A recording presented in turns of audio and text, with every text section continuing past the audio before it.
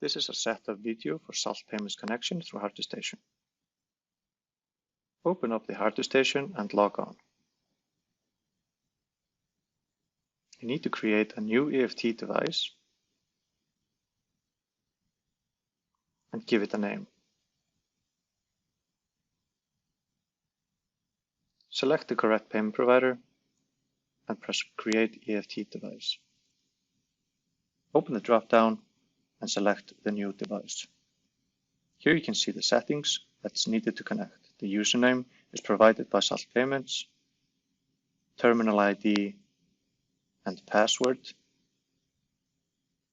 which is also provided by Salt Payments. This is the application ID and the two endpoints needed to communicate with the device. The timeout value is only used by LSPay to time out the transaction. All of this information can be provided by Salt Payments except for the timeout.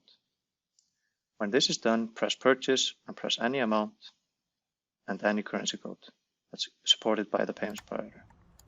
This should prompt the terminal and finish a purchase.